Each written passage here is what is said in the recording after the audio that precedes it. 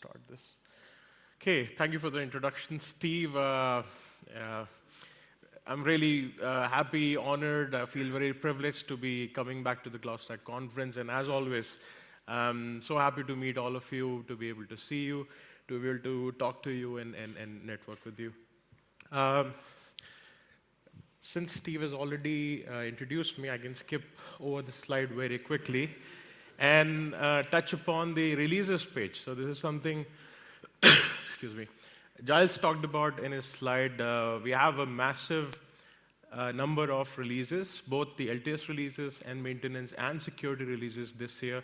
This just gives you an idea of the amount and the number of releases that happened this year, starting with 419 in February and then the 420 release, which currently is ongoing voting.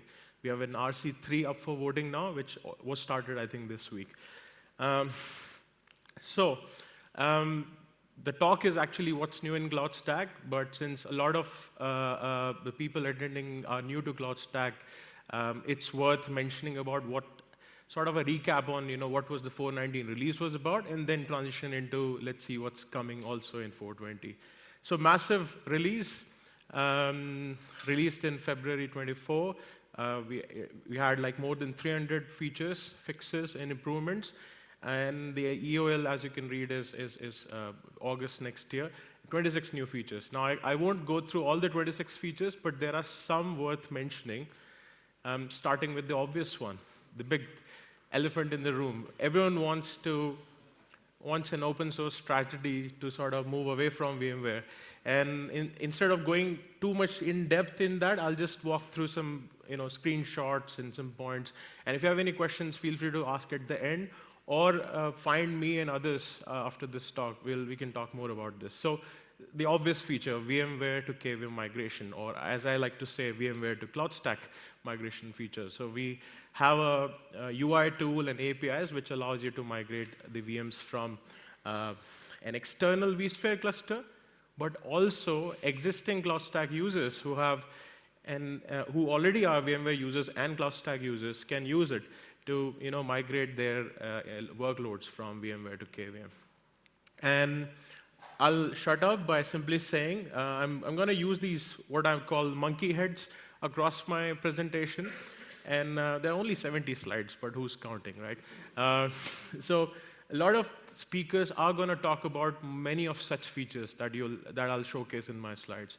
And just make a point clear, many of those speakers may not be authors of the feature, but they happen to give a talk. So in this case, to learn more about this feature, about VMware/KVM migration to CloudStack, we have Andrea giving a talk today in the afternoon. That brings another thing, which is the KVM import feature or KVM ingestion feature, or like I like to call OpenStack to CloudStack migration tool, which allows you to ingest an existing KVM-based infrastructure to CloudStack. And in this example, you can see, there's using libvirt, you basically import, you have a nice little sort of UI tool, and you can import live running VMs in some cases. In some cases, shut down VMs. So if you have QCOW disks from Proxmox, from Overt, from OpenStack, you can get them in CloudStack. The next one is what I would say a massive feature, because that used to be VMware's selling tool. In 419, we introduced the CloudStack DRS feature. The great thing is it's hypervisor agnostic, which means it works with KVM, it works with VMware, of course, and it also works with XCP-ng and XenServer. Without going into much into detail, I'll show the slide because let the diagram, say what it is about.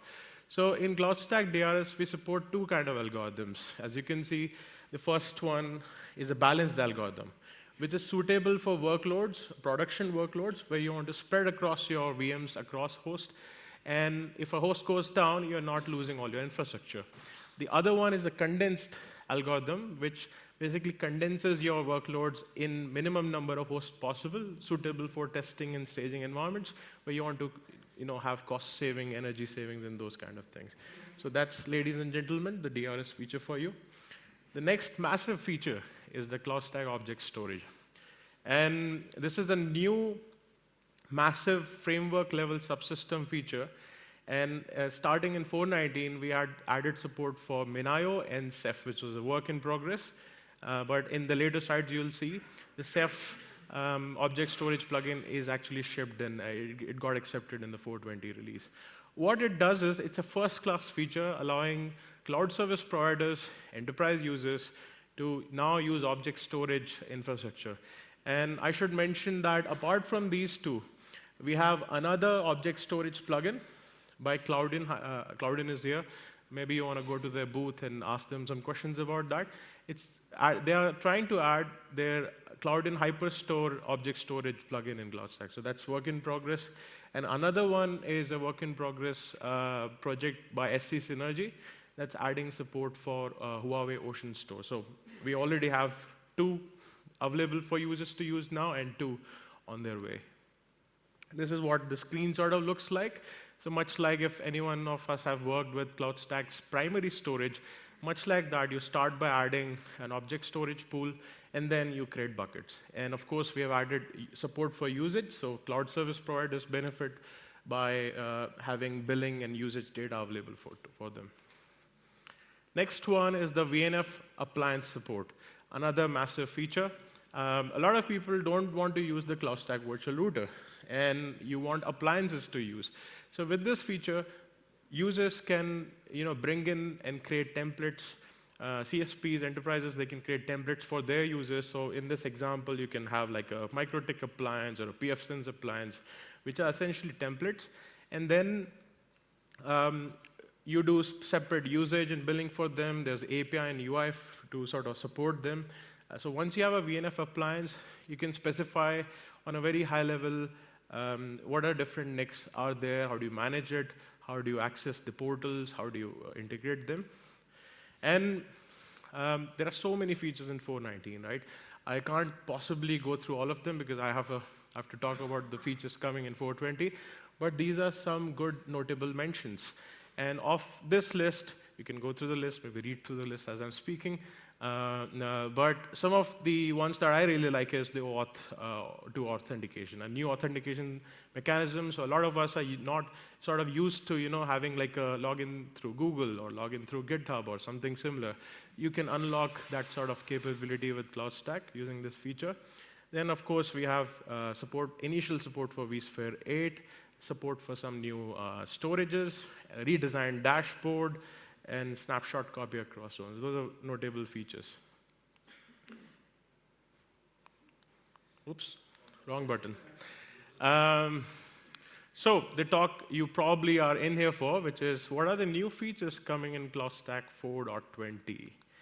A bit of information about the release. It's underway. We expect in upcoming weeks to have the sort of 4.20.0 release to be generally available for users. It has more than 230 improvements and fixes. As with any LTS release, we have an 18-month support window, so the release is after sort of EOL after 18 months after the sort of GA, and there are more than 30 features.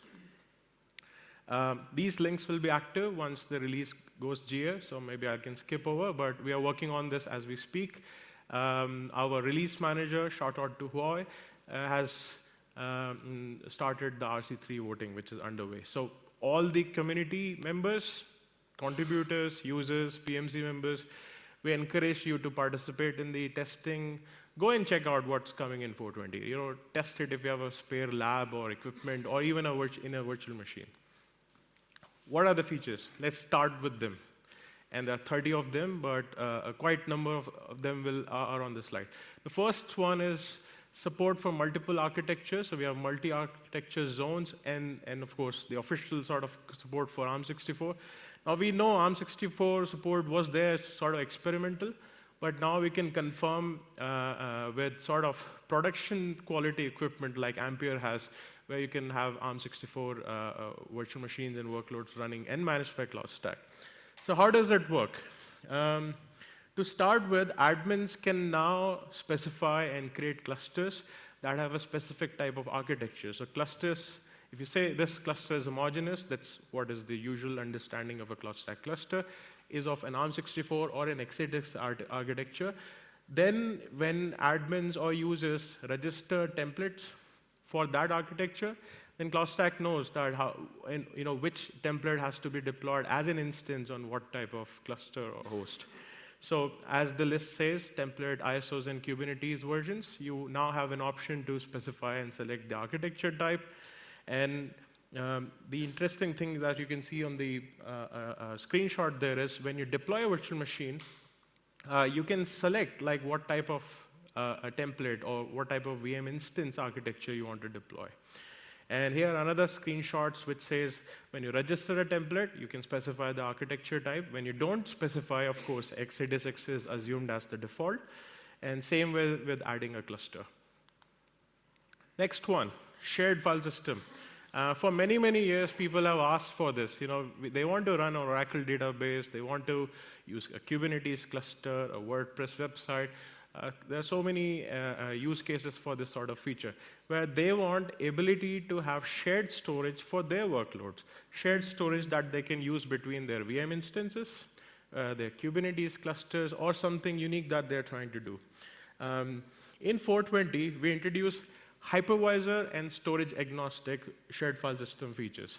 So you can imagine this is similar to what AWS sells as EFS, Elastic File System. So users create file shares that they can consume with other instances, Kubernetes cluster, CKS clusters, CAPC clusters, and CloudStack orchestrates it as an instance in a volume, which means it doesn't depend on what kind of hypervisor you're running, what kind of storage you're running. CloudStack orchestrates the VM instances for you, and then you get to sort of benefit and use the file system. To learn more about this feature, Abhisar is giving a talk on the same, which is shared file system is a first-class feature tomorrow, which is Friday. And in the screenshot, you can see once you create a shared file system, you have information about how to access that. In the initial version, we have started with the support for NFS. The next one is VMware NSX support, which might be surprising because we want to get rid of VMware. Why are we adding support for VMware NSX in CloudStack? Because there are users who are going to use VMware, and some users may want support for NSX. And basically, the NSX support feature for VMware builds on top of the design principles. It's kind of similar in design and implementation like the Tungsten Fabric plugin. It brings enterprise-grade networking for vSphere users of CloudStack. And it is configured at the zone level, so when you create a zone in the isolation mechanism or a method, you can specify NSX-specific configuration, like you can see in the screenshot. To learn more about this feature, you should go listen to Nicholas's talk, NSX integration in CloudStack, tomorrow. Next one. I love this feature. It's a UI feature. It's called usage management in UI. For years, people have complained, I want my usage data to get out of CloudStack. And we say, here's the API. Why don't you read the API docs? Here's the API you fire through CloudMonkey, and it will give you the data. And in CloudMonkey, you can specify the output type to be CSV, and you can work with that. But we thought, let's just introduce a tool for root admins, for the admins of a CloudStack cloud. And what this feature does is, it adds support for usage management through the existing API. So we haven't introduced a new API. We just added a new a UI to allow root admins to do everything from the single pane of glass. It enables people to search and browse usage data across domains and accounts and maybe projects. You can also kick usage generation. You can purge old data. And of course, you can download data as a CSV file. Very useful. The next one is a very interesting feature. For years, people have complained, I want to do something when things change in CloudStack. We have had support for CloudStack events, but the problem is, in order to use CloudStack events, you would normally configure a message broker, like RabbitMQ or Kafka, and it was limited to only root admins, which means a person who's installed and is able, or a sysadmin or SRE or an ops person who's able to access and manage the CloudStack infrastructure only gets to do this. We thought, wouldn't it be great if the user of a CloudStack can do things, automate things, So we set out, we learned a lot of systems. GitHub webhooks was one of the things we based this feature on. So what is this feature? This feature basically provides a new method, automation mechanism to the end user of a CloudStack cloud, not the root admin, not the SRE, a normal user of CloudStack, to say that when something happens in CloudStack, I want those events to be sent to a particular HTTP endpoint. And that user can then say, okay, when a data payload is received, an event is received by that webhook endpoint, they can automate their custom scripts. Things like when my VM starts, I want to send a notification on my Slack. When my VM is destroyed, I want to maybe send an email to my engineering team. Whatever the end user of a CloudStack cloud wants to do, they can sort of do that. And there are other use cases. So notification is one. Workflow automation could be another, data synchronization, and real-time data processing. Like when you log in to an account or a domain, you want to trigger a security policy check or alert. So you can do all those things. Users will see this under the Tools tab in the UI. And the other thing is, as for admins, the benefit is they no longer have to use event brokers. So you don't have to use RabbitMQ, Kafka. It's simpler because now you can use the same system as the others. You can even have multiple webhook rules, and you can define the scope of those webhook rules, whether you want it to consume, let's say, and process events and notifications for a particular account or a domain, or globally, which means everyone. Next feature, it's called implicit hardware-based host tags. Such a mouthful of a feature, right? What this feature basically does is, for large customers and users of CloudStack who have large number of hosts, there's a problem because you have to manage those infrastructure at scale. You want to put host tags on them. Now this feature allows host tags to be automatically discovered by the agent. So it's primarily for the KVM users. So we know on a KVM host, we run CloudStack agent. And through the agent.properties file, you can put those host tags, which the properties file itself could be automated because a lot of people add CloudStack hosts at scale using some sort of automation, like a shell script, Puppet, Ansible, Ceph, those kind of things. And then you can tag them dynamically. So let's say you upgrade a rack of hosts, and put GPUs in them. You want to put and say, okay, these are GPU-enabled hosts. Or you want to put a special generation of SSD or processors or a network card. You can do all those things. You don't have to always configure things on the control panel, which is control plane, which is the CloudStack management server. And this allows you to differentiate workloads, and this is what it looks like. So if you define those tags in the agent.properties, in the UI, you will see whether some tags are defined by the API, by the control plane level, or some of them are defined by the agent. Next up, granular resource limits. Again, this could be a massive feature for users of CloudStack, CSPs, enterprise customers and users, let's say, who are experimenting with different classes and types of hardware. Let's say we just talked about multi-architecture zones. So you have in your infrastructure different kind of hosts, different architectures, maybe GPUs, and you want the ability to say, I want this particular domain or account to, let's say, not consume more than 5 GPU instances. Or say something like, I don't want them to launch more than 10 NVMe Gen 4 sort of base host or something like that. So you can do all those things. This can be used as a benefit for users to granularly define what users are allowed to consume in terms of limiting their accounts, domains, and projects. There are some global settings where you can configure those things. And on one of the screenshots, you can see when you're adding a disk offering, you can specify those tags. Once you define those tags, then you can say, okay, any offering or anything with this tag has a particular limit. So like again, in this screenshot, you can see those tags sort of come up here on an account level. Super powerful. So if you want to say, let's say you have a very specific use case where some users and customers want to use ARM64 instances or GPU-enabled instances, but you don't want to offer them to everyone, you can set the global limit to 0 and then go to that particular customer and user account level or domains and say, let's give granular limits. Next feature, dynamic and static routing. For years, a lot of people have complained that we have multiple network topologies and models. Shared networks, the problem with shared network is it can only be added by the root admin. So normal users cannot add the shared network. And the benefit, of course, with the shared network is there's no virtual router in the path. There's no dependency on it. Once your instances are deployed, you don't care about whether something happens to the VR. On the other side, if somebody is using isolated network or VPCs, VMs are not directly accessible, right? You have to go through a virtual router. Essentially, it's a NATed network in that sense.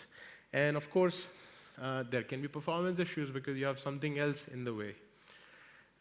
So a lot of people wanted to experiment and have routed VPCs, for example, right? And the benefit, of course, is your VMs are accessible directly on an IPv4 or an IPv6 address. And of course, there are VR is still a gateway. So with routed networks, VR will not be your gateway. And you can have multiple VRs. You can do something clever with that. So we thought, OK, what are the things we need to do in CloudStack? So CloudStack can do dynamic and static routing, which means it's not a NATed network. So it's for the static routing, operators will have to add network rules for their upstream core routers. For dynamic routing, of course, you'll need some sort of routing protocol like OSPF or BGP. So we said, let's explore this. And now, in 4.20, ladies and gentlemen, we have dynamic and static routing feature, a must-have feature that a lot of people, especially in the CSP user base, have been asking for this. Of course, we have the VNF appliance feature, which can also be used for this.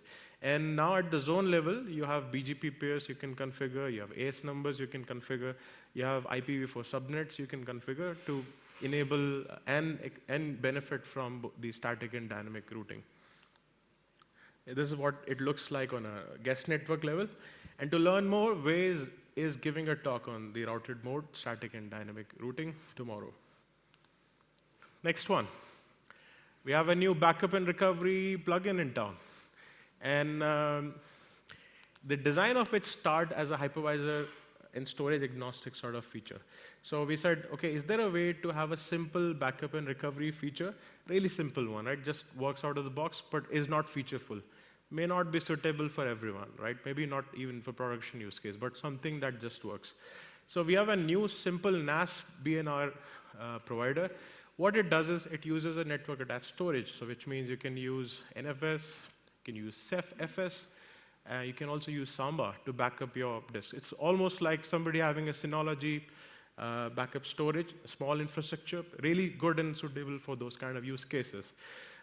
What it does is it takes full backup, so it can't do intelligent, differential snapshotting and backups like the other providers do. And that's a great benefit for users because with this, and also the Veeam, Dell Networker, and Backroll, we have multiple options. This starts for KVM, but could be extended for other hypervisors in future. To learn more about backup and recovery as a framework, as a feature in CloudStack, please go and visit Jitin's talk. And I want to give shout out to Matthias, Usman, and Pierre for their DIMSI, from DIMSI, who are giving the talk on the Backroll feature, which is both of which are tomorrow. OK. Like I've just mentioned, the work-in-progress object storage provider is now landed in 4.20. That's the Ceph RADOS gateway. And it's still initial support, but it works now. There's some problem with the UI browser, but who uses UI browser, right? You have great S3 clients, desktop and CLI clients. With this and Minayo, we have multiple offerings to have object storage providers. And like I mentioned earlier, we have one or two more which are work in progress. So just to reiterate and give shout out to them, we have SE Synergy. We're working on support for Huawei Ocean Store object storage plugin. And we have Cloud-in Hyperstore plugin, which the work was done by, is being discussed and is in progress. The pull request is already out there. Next one, security groups for shared networks and advanced zone. Again, a mouthful, but this is something a lot of us wanted, right? It's like CloudStack has a sophisticated zone deployment model. You create a zone, but then it asks, do you want a basic zone or advanced zone? Okay, fine, let's just use advanced zone. Then you say, then it will say, do you want this zone with or without security groups? So massive. So we always thought, couldn't we have just a zone and then all the things we wanted? And this is exactly that feature. This simplifies zone deployment, and it enables both new and existing zones the ability to create shared networks with or without firewall. So in shared networks, or the firewall is the security groups feature. So it enables people who want to have different kind of network topologies in an advanced zone. In advanced zone, with this feature, you get all kind of network topologies, whether you want L2 network, shared network, VPC, isolated networks, whether you want shared network without security groups, with security groups. You can have VNF, you can have dynamic and static routing. So this sort of simplifies all the options people want in an advanced zone. I think that's pretty much most of the large features which are coming in 4.20, where I think this is one of my favorite because it allows people to have pet instances, right? You don't want your pets to be hurt, right? When you're using orchestration at scale and with automation, you don't care. So what this simple feature does is it allows users of CloudStack to simply update and say, I don't want my instance or my volume to be deleted. So you simply say, I want delete protection, and it saves your pet instances and volumes from getting accidentally deleted. When you, let's say, multi-select your instances and volumes, and you can. A simple feature, small feature, but I thought it was a really, really nice feature. And then there are so many other notable changes. We have improvements in the quota plugin, so people who want a credit-based sort of billing capability in CloudStack, they can use the quota plugin. A lot of people who are using CloudStack for ages, their databases have grown or maybe outgrown a lot. And so we have purged, expunged resources which are deleted. You don't need them. You can maybe do like a defragment and cleanup of your database with this. New admins can get notification in the UI if there's a new version of CloudStack. Really handy. So it gives you sort of a subtle but not in-your-face reminder. This was a funny one. After 12 years, we have a feature called forget password, account password. So if you forget your password, you can enable it, and people can reset their password. You have the download volume snapshot. So if you take a volume snapshot, you can download it to sort of back up and do something with that. It wasn't available earlier. Now it is there. We have improved the VMware to KVM import performance, like multiple magnitude of performance. In fact, we had real-world users who have tested and using this. I can't name them, but I can say as many as in one example, I've seen a CSP move more than 800 virtual machines, VMware virtual machines, as CloudStack instances. So that's the kind of thing we have done. There's network metrics you can see in system VMs. There's the network data and config drive. Another important one, if you want to have, let's say, a shared network without the virtual router, you can just use this feature. And then it will use config drive to orchestrate your VM. And for people who want to automate and do something with CloudStack, we now have dynamic API docs in the UI. So you don't have to go to the CloudStack website to see API docs. You can see them in the UI. And of course, other things I've probably forgot to mention, users are allowed to power off their instances. They can enable and disable roles. That's not the least. The list goes on. We have a couple of more slides to go. I know everyone is hungry, but we have only a few more slides, maybe like 20 or 30 more slides to go. So we have third-party vendor plugin improvements. We are seeing updates to the Linstore, Store Pool, PowerFlex, Cloud-in storage plugins. So we are seeing improvements in them. We have added support for VMware 8, that's U2 and U3. We have Ubuntu 24.04 now, supported both as the management server distro and as a KVM host distro. CloudStack 4.20 finally migrates to Log4j 2.x. So 419 was using reload4j, and 420, that's the big log4j, should I say exploit, scandal? We have passed that now with this feature. We now move to JRE 17, that's the LTS version of JRE, available on most new distros. And of course, there are some system event template changes. We have automation for ARM64. We have migrated from Debian 11 to Debian 12, so more security, stability for users. And of course, Python 3 and JRE 17 support in the system event template. I was thinking, we're sort of done with the feature. That's basically the feature. But something sort of hit me that there has to be one more thing. So it's not a new feature, but I would say these are collection of improvements. So if you're very close, you're like, okay, it's not a new feature. I probably won't benefit from it. But if you take a step back, you see, okay, there are so many things we have done, putting them together. It's a massive feature that I call CloudStack hyperscale scalability. We know CloudStack is already scalable, so let me just put it out there. So of the organizations I work with at work, they have 4,000, 5,000 hosts easily. Maybe 10 to 12,000 host peak, like a single installation of CloudStack. We know CloudStack can scale to that level because there are users using that. But what this feature is about is, can we go one order or maybe two orders of magnitude from that, being managed by a single installation of CloudStack. So a single installation of CloudStack means you'll have 2 or 3 management servers, and how many number of hosts can such a deployment sort of support. So here you can see a very scientific graph there that I've drew in like a couple of minutes.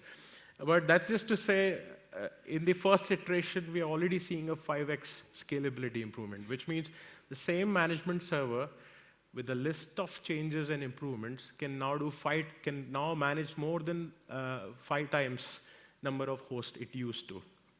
And there are a collection of scalability improvements that push that boundary further. How much further? We think 100,000 hosts. That's just one single installation of CloudStack. And apart from this, there is also something called as a cell model, which means you can have different installations of CloudStack. Those cells can talk to each other. You can use the VM migration or a VM ingestion feature to migrate workloads between those cells. So that is there, but this is pushing the limits, right? Going to the next level. And to learn more about this, please go and see Abhishek's talk on scaling CloudStack to 100,000 hosts and millions of instances. That's happening today, I think, right after lunch. And that's basically the CloudStack features, and all that is coming in 420 in the upcoming weeks. So I don't know about you, but I'm very excited, right? There's a new release in town. And I just want to make one note, because I had a discussion with one of the gentlemen here about, there's a new release of CloudStack, but it's not stable. I think it's because you guys don't help test a CloudStack version or a snapshot or release when it's being tested and voted. You only start when the first release is out. So when 420.0 will be out, you'll start testing. Of course, you'll find some bugs and you'll report them, and we'll stabilize them. So for those who are sort of risk averse, maybe wait for a .1 and .2. And this is not specific to CloudStack. I had an incident at home where my father upgraded the Fruit company computer to the new OS, and suddenly his Word, Excel, PowerPoint, his ID stopped working, right? And then we had to wait for the .1 or the .1.1 update to get it fixed. So please do that. That said, please help test, please participate.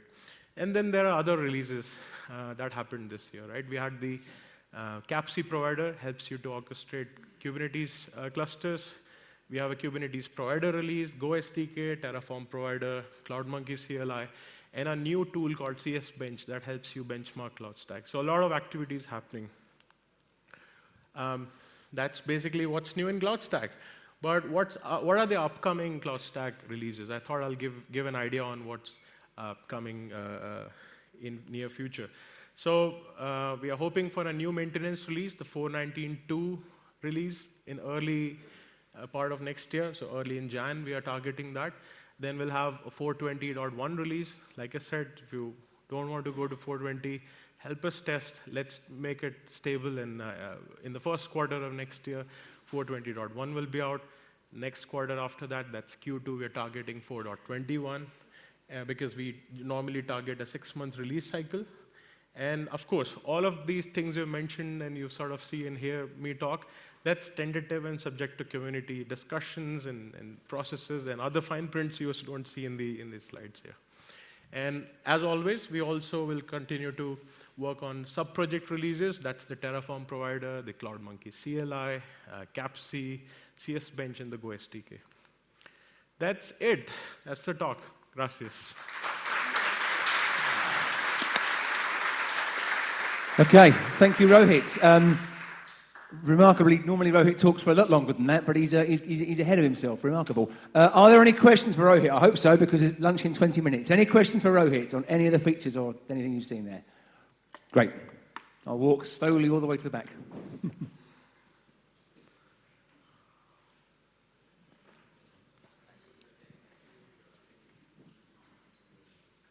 Thank you. If a customer has Nutanix Acropolis hypervisor and wants to direct migration their data to CloudStack, is there any tool to do the migration directly to CloudStack? Yeah, Thank you. Thank you for the question. The answer is yes. Nutanix is fundamentally, the HV hypervisor is based on KVM.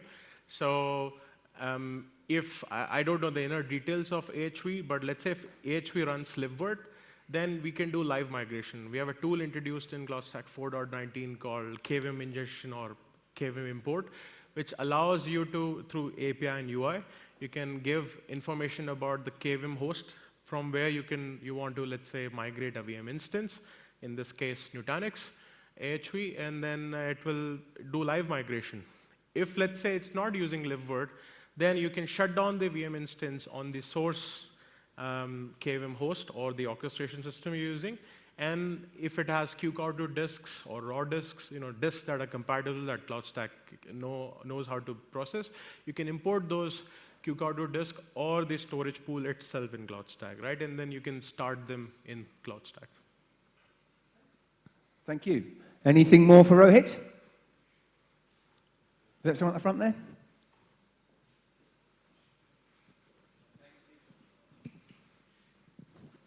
Thank you, Rohit. In this OAuth, will the sign-up also happen dynamically, or does the user need to exist in CloudStack before the federation? So that's a good question. Sign-up can happen dynamically. We have Hari in the room. Are you? Did I get it right? No sign-ups for now, sorry. You got me excited. One more thing, how are we virtualizing ARM? Mm-hmm. Sorry? How are we virtualizing the ARM processor? Right, so the Linux kernel, the KVM kernel module already supports AR64, that's the ARM64 processor.